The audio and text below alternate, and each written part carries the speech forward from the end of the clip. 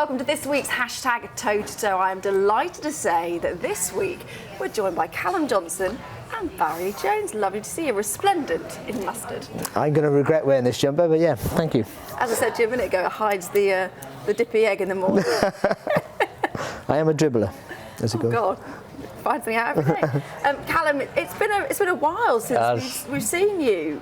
What have you been up to? I've been injured. I had a good start last year, got a good win early on last year, and then I got injured, and I'm back on my comeback trail once again.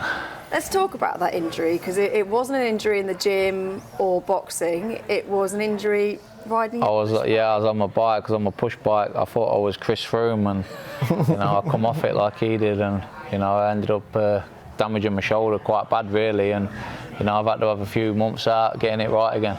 So what did you do to your shoulder? I tore the labrum, and I had to have it fixed up.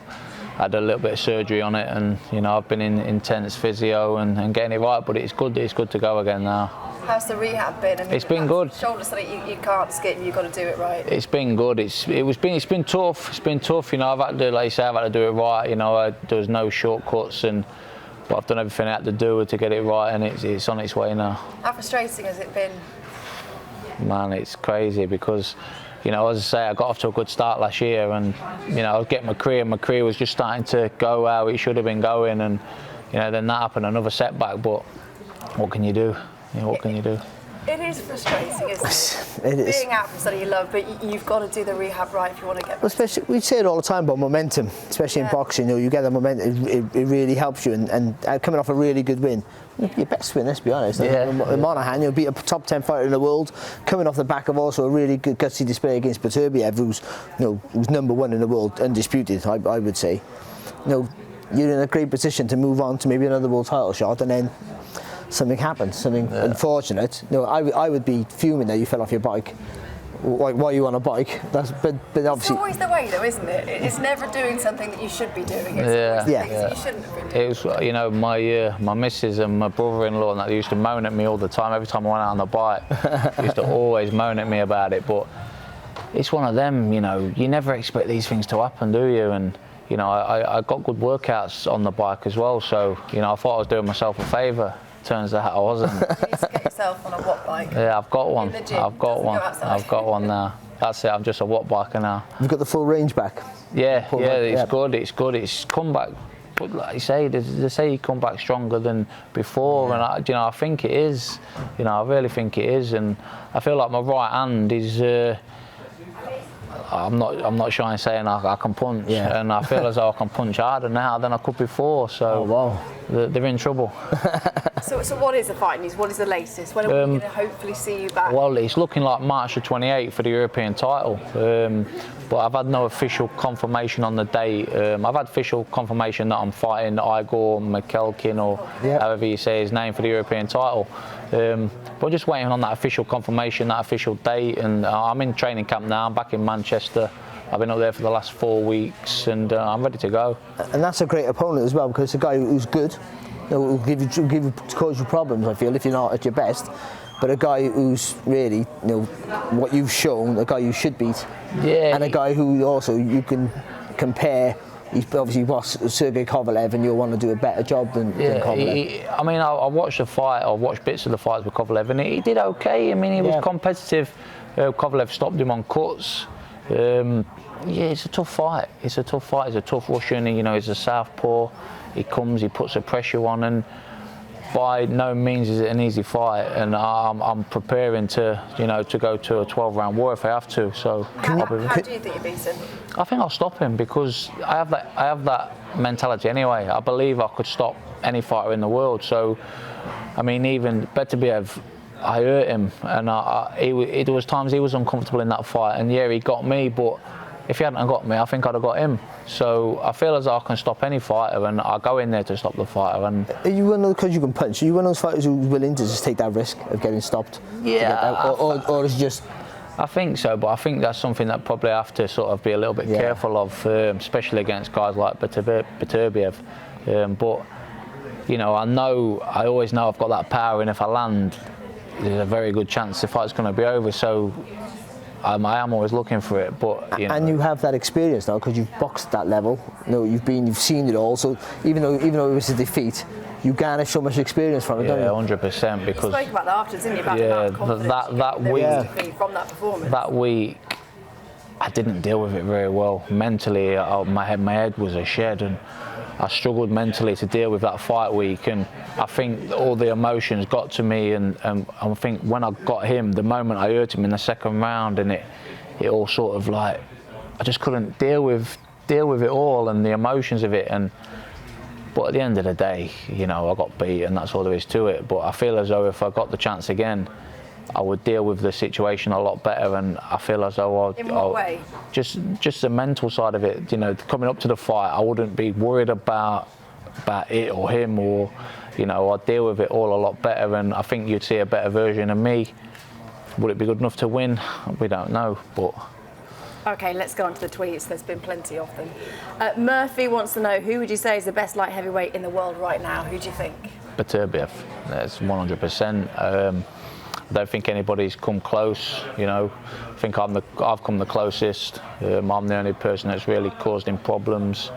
In his last fight, you know, it was close on the points, on the cards, but he looked in control all the time. He looked comfortable all the way through, and he looked strong at the end as well. That was a shock, wasn't it? Really? He's never looked like he's been in bother against anybody apart from myself. Barry? Yeah, I think he is. I think he's head and above in a division that's steeped with talent. It's a horrible, no offence, it's a horrible division to be in. It really is. You pick an easy fight. There isn't one. Can you? I mean, in the top sort of 30, you can't pick an easy fight. So I think for me, he's the number one by far. The man to beat, right? Okay. Let's move on to Keta. How high do you rank yourself in the top 10? Do you think? I don't know. It's hard to say, isn't it? I put myself in the top 10 where I don't know. You know, I feel as though on my day I could beat any of them, though, as I said. But yeah, I put myself in the top 10 where I don't know. Yeah, I think so. I think you know. I think the Monahan. I think he was around that sort of top 10 at the time. And I think, you know, the job you done on him, and you know, I would fancy you against a Marcus Brown. He's a good boxer, but I think your physical strength would be enough to overcome that. Well, let's just talk about potential future fights. Ben wants to know, what would be your ideal next 3 fights? We've also spoken about McCulkin, but obviously I've got to concentrate on that one and win that one, but I want to get back in there with one of the world champions, Bivol or Beterbiev again. You know, people think I'm crazy for wanting to get back in there with him, but I feel like I didn't do myself justice that night, and even though I did, I put in a good performance and sort of raised my profile through that, but I know myself where I went wrong and what I did wrong and where I could improve. So I'd like the chance again just to prove myself right, not anybody else, or just to answer a few questions to myself.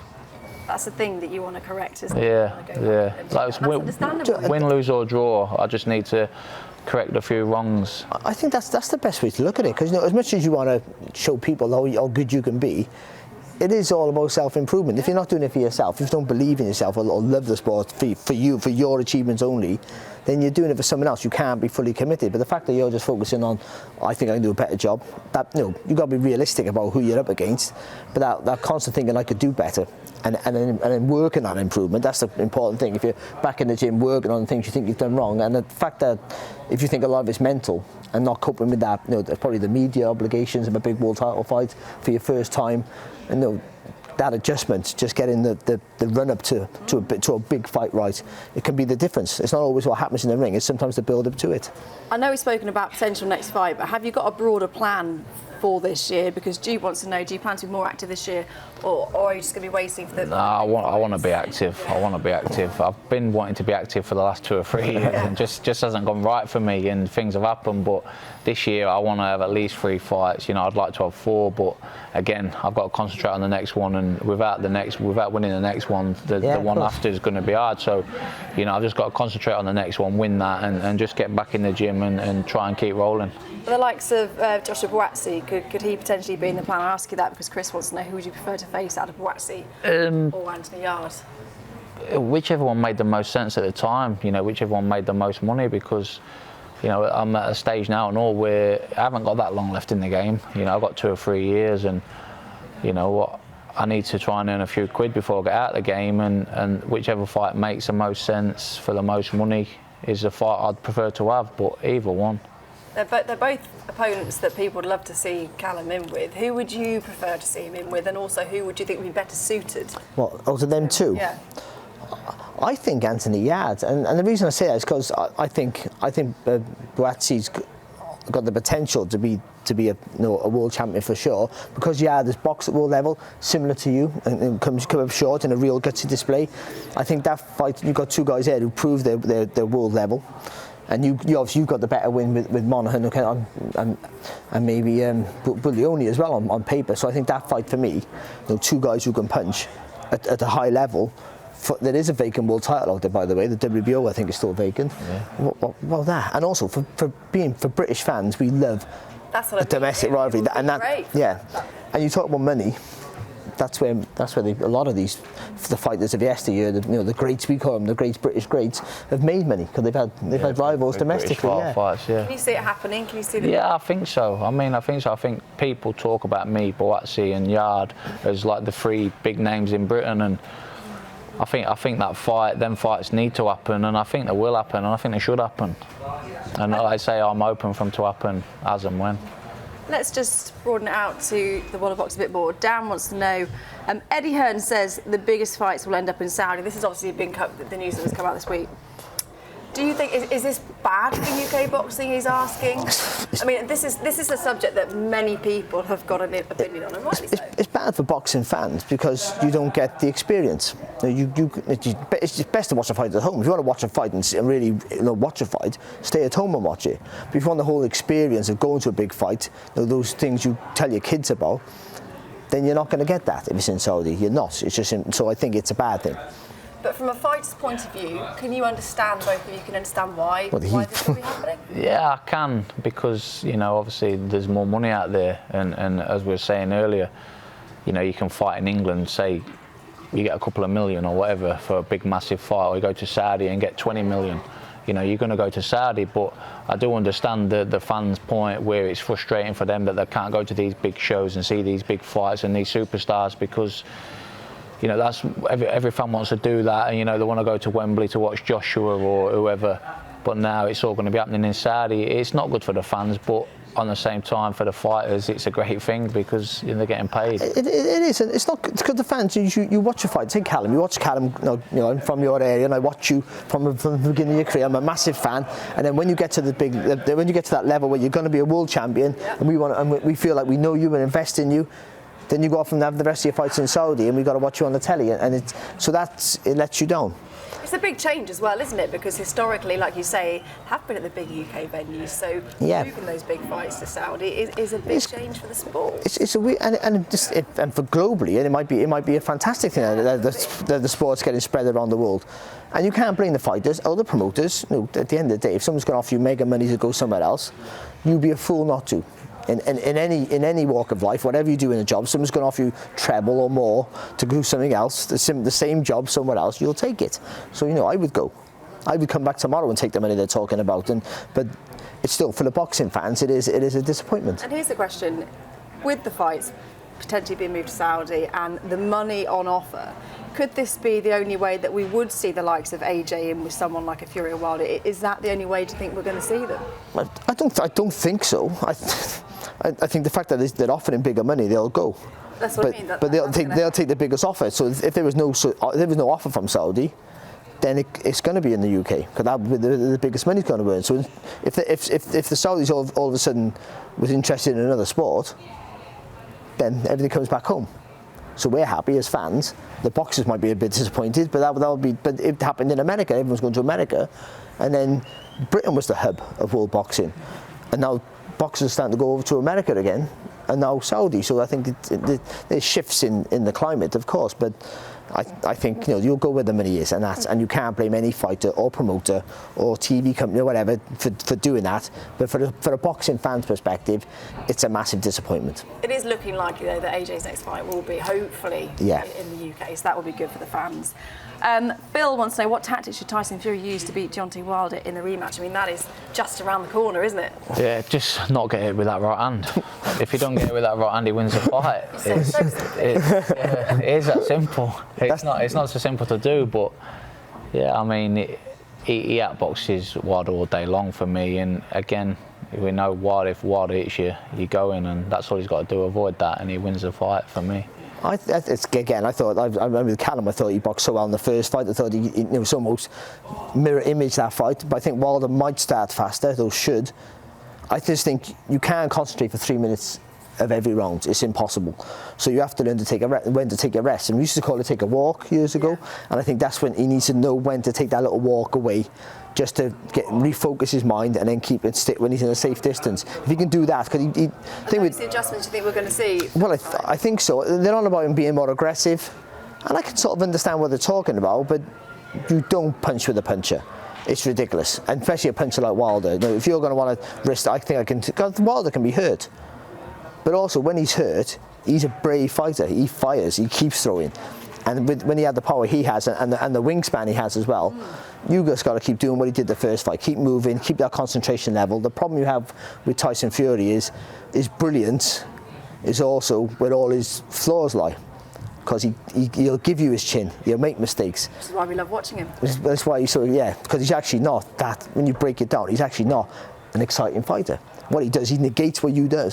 That's his strength. He takes away what you're good at, and then he picks you apart. So you need someone like Wilder to make it an exciting fight for him. So he needs to be as negative.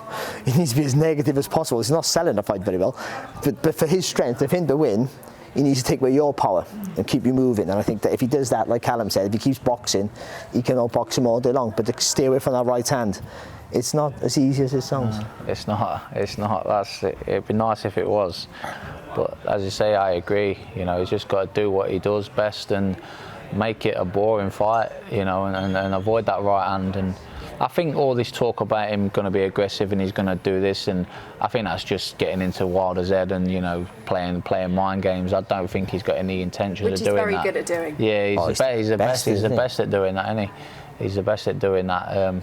But who knows? He might do. Well, not long to find out, as I said. Thank you, chaps. It's been a pleasure. Don't forget, you can download the podcast, which will be available later today. These guys will be joining me on that. But until then, we shall see you next week. Sky Sports. Feel it all.